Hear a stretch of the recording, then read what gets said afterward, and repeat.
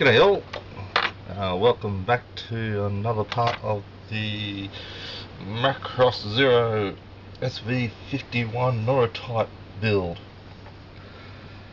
Okay, the camera cut out on me last time I started doing this video, so I might have to reiterate a few things that I've been doing. Okay, this desk is a bit of a mess. I've been doing a bit of modelling this morning. Just trying to get a few things moving. I'm very close to finishing this. Okay, the actual model itself, main body, I have just dry fitted a few things here. So I have attached the back engine part to the front engine part here.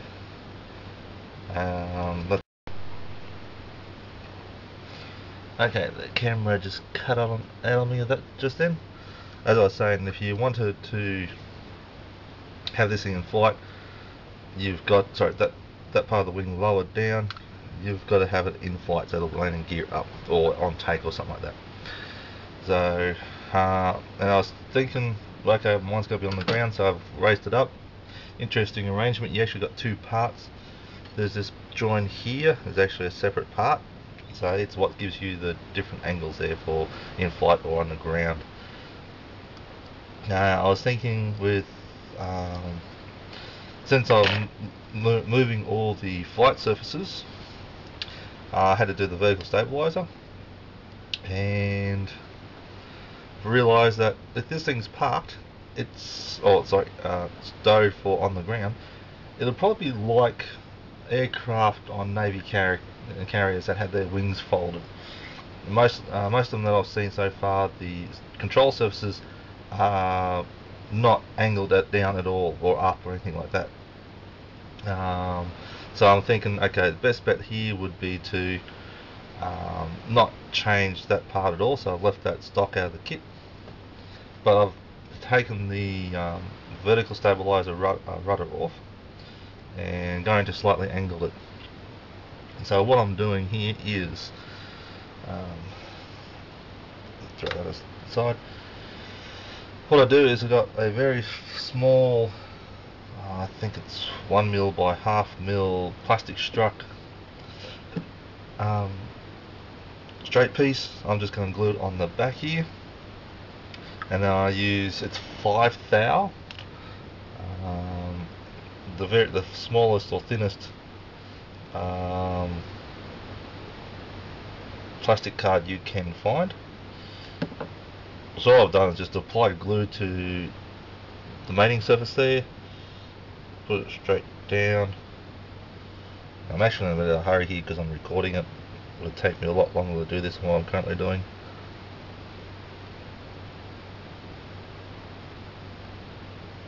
Position it all.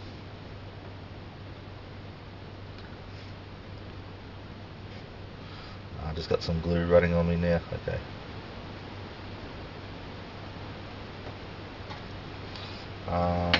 And where's my knife going to? Trim it down. Now I've already done one side and I've test fitted this already. So I already know that I've got to put plastic card at either ends of where I cut.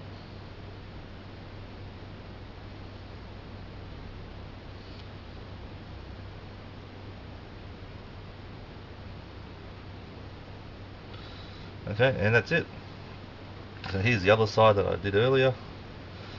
So once all this dries up, it's a matter of cleaning it up, putting some putty around it. Now this piece here that I stuck in, that is narrower than the actual piece that I cut off.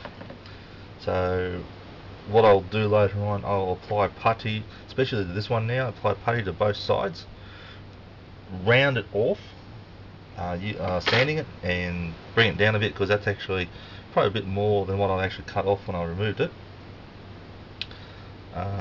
so that it looks like it's a curve in the wing itself. And then once I've satisfied with all that and all the test fits come back nice and tight, and just looking at this quickly, doing a test fit, looks like I need another bit of no, I could get away with it. If I need to, I'll put some more shims in there just to clean, make it fit in there, some more putty, and then mount it so that it's slightly off center. That looks like a control surface where the pilot's gone, okay, I want left rudder or right rudder, and not send it again. So that's the goal I'm going for. Okay, I've been playing around. Now in America, you guys have a product called Future. Here in Australia, let's just get that better, closer into shot. Oh, I can't, okay. In Australia, we don't have Future. We have a product called Pledge One Go.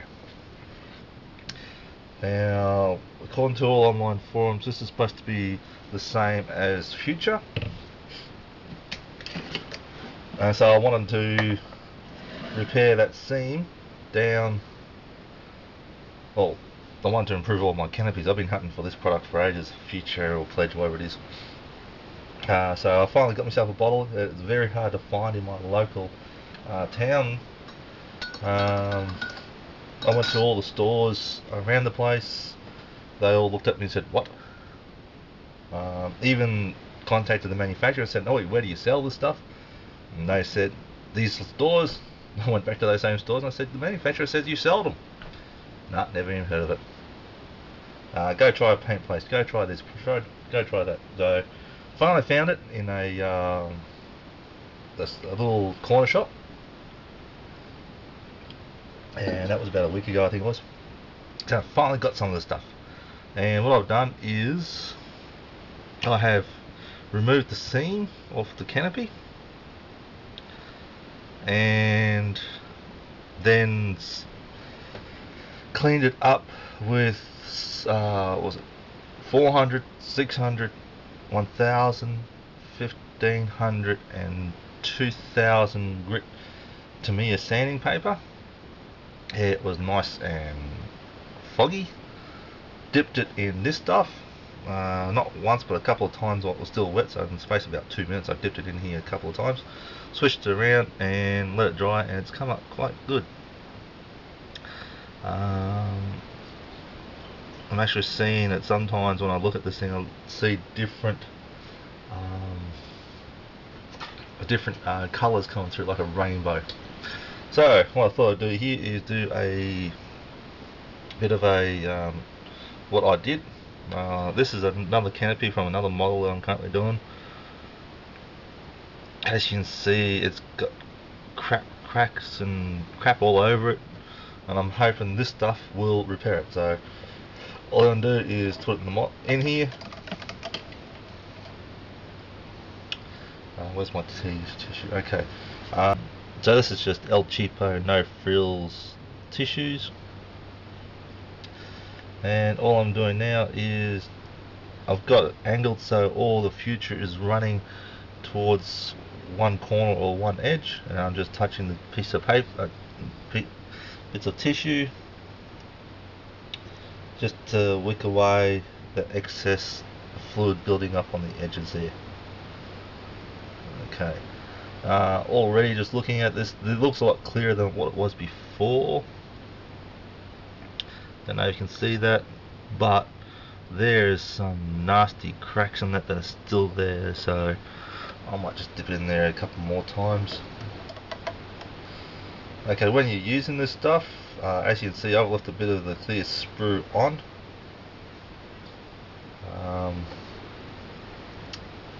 And it just helps to hold on to something.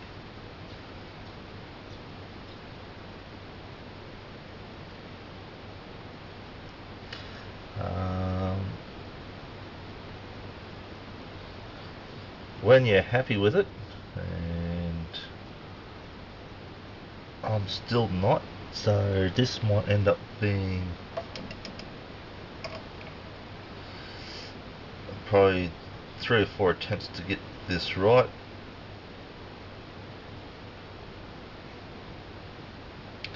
You need to cover it because this stuff will attract dust like it's gone out of fashion. When I first bought this, I tried it out on a stand for another model I was making. It was the TIE Fighter stand. I brush painted it on. The negative side of this product is I used acrylics. I think it was Tamiya acrylics. I airbrushed the acrylic paint onto it, the black. Let it dry for a week.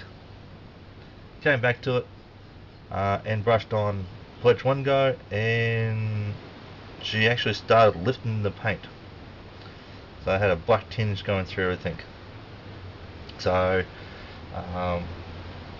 I have yet to airbrush this, so brush painting it, be careful, it will move paint. And if you've got multiple colours, it will blend them together because the colour will just go along with the liquid. But one thing I did notice that when I stuck it aside, I didn't cover it. I just left it out in the open, and I've got cats and dust and God knows what else running around this room, and she picked up all the dust around the place. So what I've got here, this is a jelly fruit bowl. The partner just finished eating one. I said I need something to cover it, like a Tupperware container or a plastic lid or something like that. She gave me that. So I'm just going to stick this aside somewhere, and I'm not exactly happy with that. I don't know, it looks like it's orange peeling or crazing, if you like, but it's not crazing, it just looks like orange peel. So I'll just put that aside.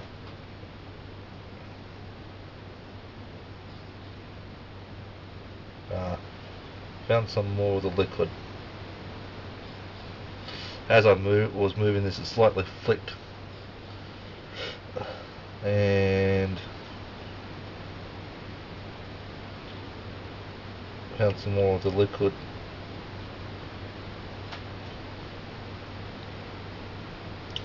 Okay, I'll leave that now and see how it sets up. One thing I did notice when I was originally doing the other canopy,